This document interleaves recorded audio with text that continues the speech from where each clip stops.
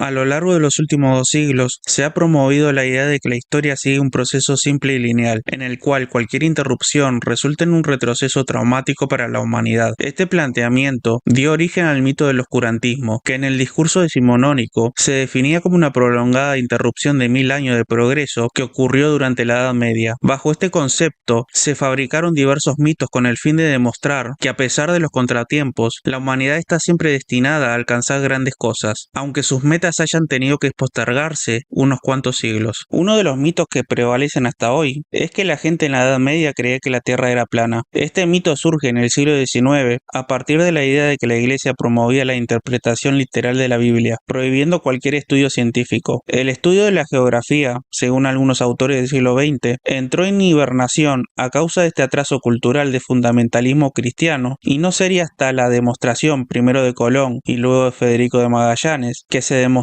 pese a los fanáticos católicos, que la Tierra era redonda.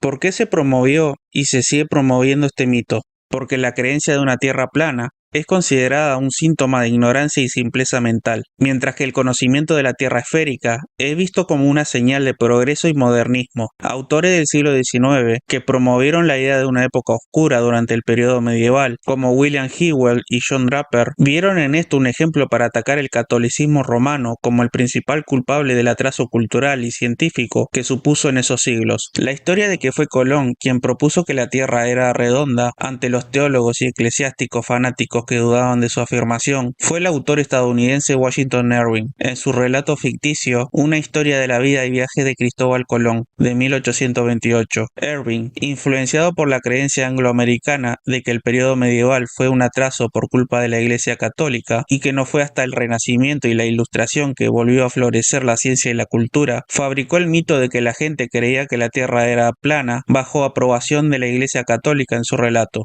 Su historia se volvió muy popular en Estados Unidos, volviéndose incluso parte de la educación básica de las escuelas y siendo enseñado como un hecho. La popularidad del mito le sentó bien a John William Draper, científico estadounidense y proponente de la desfasada tesis de conflicto, en el que se defendía la idea de que la religión y la ciencia han estado históricamente enfrentadas usando ejemplos completamente descontextualizados o incluso falsos. En su libro Historia del conflicto entre religión y ciencia de 1875, aseguró que el catolicismo estableció el dogma de la Tierra plana. Su colega Andrew Dickson White, el primer presidente de la Universidad Cornell en Nueva York, en la lucha entre el dogmatismo y la ciencia en el seno de la cristiandad, de 1896, presentó la falsa idea de que la Iglesia y el Papa pusieron barreras teológicas a la verdad geográfica revelada por Colón y Magallanes. A pesar del entusiasmo por adoptar y propagar este mito, varios autores del siglo XIX han tenido bastantes dificultades en encontrar ejemplos válidos, por un simple hecho: la gran mayoría de eruditos de la Antigüedad tardía y la Edad Media describían una Tierra esférica. Esto ha hecho que estos autores tuvieran que conformarse con los excepcionales casos de autores terraplanistas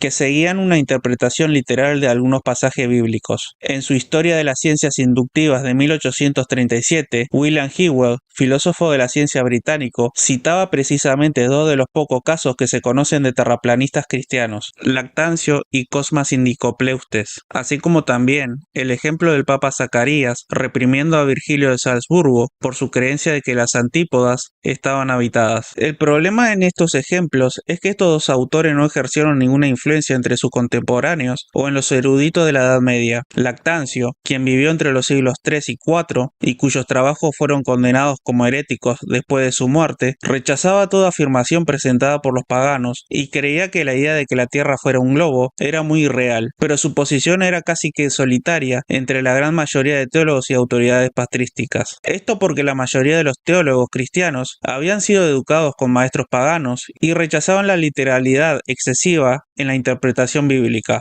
que solo era apoyada por muy pocos autores, entre ellos Lactancio. Hay que señalar que en la Biblia hay pasajes que presentan y defienden una cosmología terraplanista, como el de Daniel 4:11, en el que se describe la copa de un árbol, de la cual se podía alcanzar a ver todos los confines de la Tierra. Pero estos pasajes fueron escritos por personas que seguían la cosmología hebrea tradicional. Hay que recordar también que el conocimiento de la esfericidad de la Tierra tampoco estaba presente en sociedades que hoy consideramos desarrolladas por su conocimiento astronómico y matemático, como los babilonios y los egipcios. La gran mayoría de exegetas cristianos, educados en la filosofía natural griega, rechazaban plenamente una lectura literal de dichos pasajes y reconocían la autoridad de los filósofos y astrónomos con respecto a la forma de la Tierra y aceptaban la autoridad clásica de los griegos en las ciencias naturales. Desde Orígenes y Clemente de Alejandría hasta San Agustín, la postura de los teólogos de la Iglesia era que la sabiduría clásica griega no era inherentemente buena o mala, y dependía de cómo los cristianos la usaran. En el 370 después de Cristo, San Basilio, obispo de Cesarea, en una serie de sermones relacionados a la historia de la creación del Génesis, dejaba en claro su postura aristotélica del modelo del universo, así como también su aceptación en la postura de los filósofos sobre la causa de cómo se producía la luz de la luna, al mismo tiempo que exhortaba a su congregación a seguir el sistema que les pareciera más probable y lógico. San Ambrosio,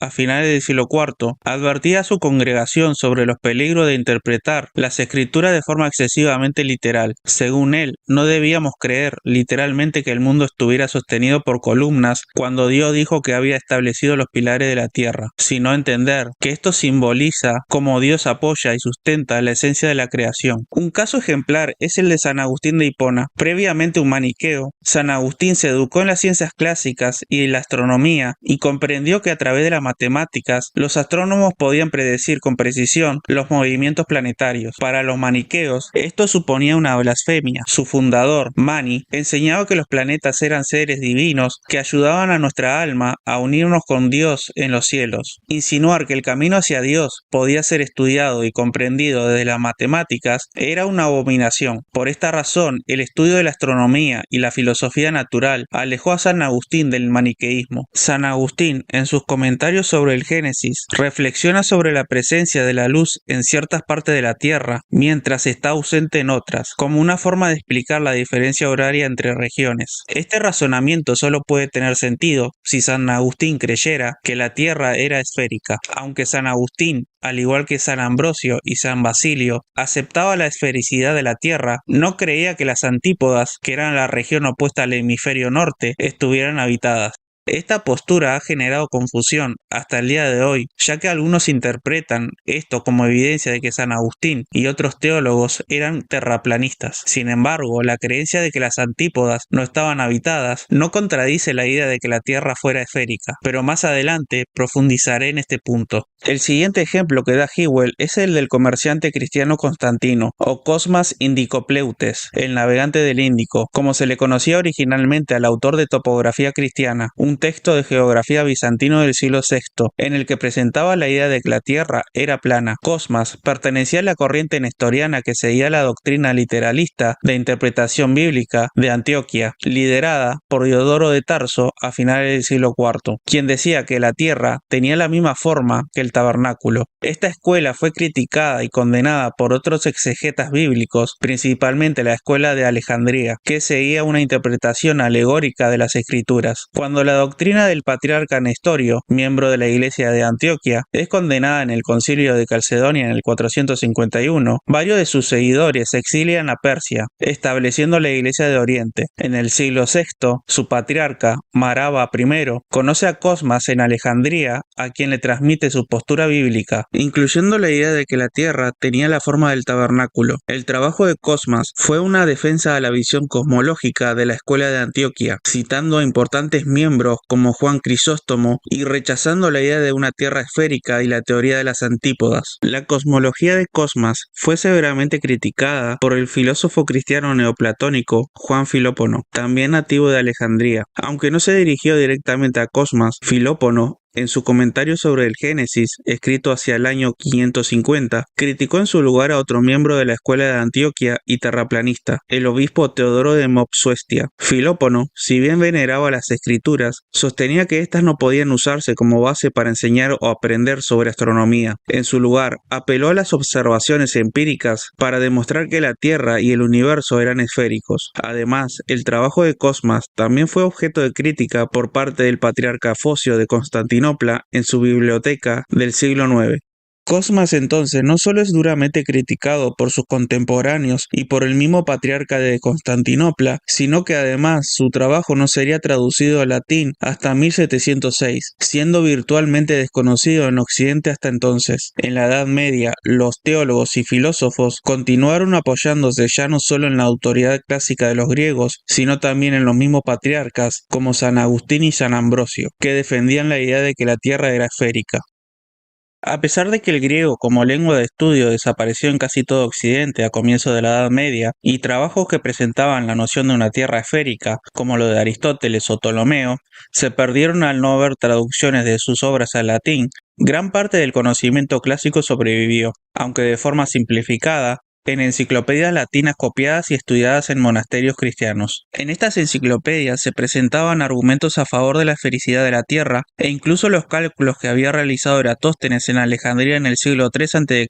El trabajo de Plinio el Viejo, Historia Natural, fue muy importante en los programas de arte liberal durante el Renacimiento carolingio y presentaba de forma simplificada la astronomía matemática de Ptolomeo, cuyo trabajo, el Almagesto, no se introduciría a Occidente hasta el siglo XII.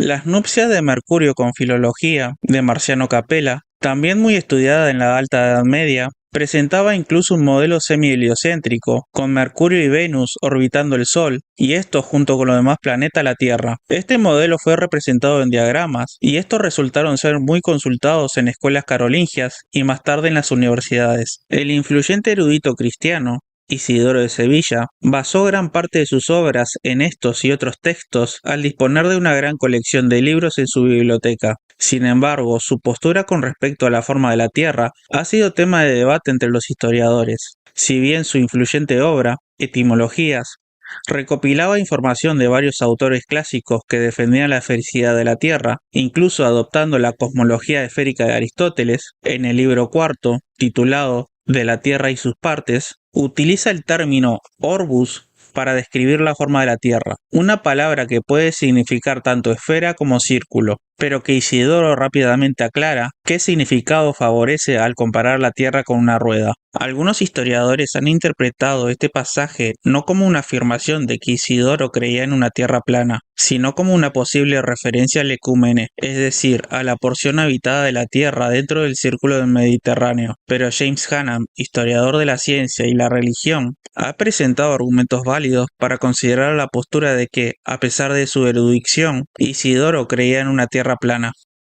Uno de los indicios por el cual se cree que Isidoro efectivamente creía que la Tierra era plana se encuentra en la obra de Beda el Venerable, de Temporum Ratione, del siglo VIII. Beda nos dice que la Tierra no era simplemente circular como una rueda, sino que se asemejaba a una esfera, siendo igual de redonda en todas las direcciones, basándose fundamentalmente en los argumentos de Plinio el Viejo. Esto parece ser una respuesta directa a Isidoro, lo que indicaría que Beda no estaba de acuerdo con su descripción y por lo tanto, contrario a Isidoro, creía que la Tierra era esférica. A pesar de la ambigüedad de la postura de Isidoro, a lo largo del periodo medieval, los autores cristianos favorecieron los argumentos de las autoridades clásicas sobre la forma esférica de la Tierra. Juan Escoto Erigena, en el siglo IX, por ejemplo, se apoyó en la cosmología y física de Aristóteles para explicar por qué la Tierra es esférica. La astronomía fue importante durante el periodo carolingio, y Carlomagno estaba particularmente interesado en su estudio, llegando a consultar con el monje irlandés Dungal de Bobbio sobre las causas de los eclipses solares.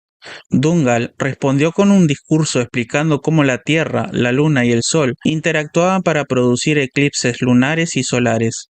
El estudio de la astronomía no decayó tras el fin del periodo carolingio. De hecho, en el siglo X se introdujeron desde Al-Ándalus tratados matemáticos y manuales para la construcción de astrolabios. Sin embargo, no fue hasta la conquista de Toledo en el año 1085 y la de Sicilia en 1091 cuando comenzaron a llegar a Occidente importantes trabajos científicos traducidos del griego y el árabe. El estudio de estas obras en las nuevas universidades dieron inicio a un florecimiento cultural y filosófico conocido como el Renacimiento del siglo XII. Entre los filósofos naturales del siglo XII que presentaban argumentos a favor de la Tierra esférica estaban Guillermo de Conches y Adelardo de Bath. Y en el siglo XIII, Johannes de Sacrobosco escribía un importante tratado filosófico y astronómico conocido como la Esfera, basándose fundamentalmente en el Almagesto de Ptolomeo y que sería leído como forma de introducción de la materia en las universidades.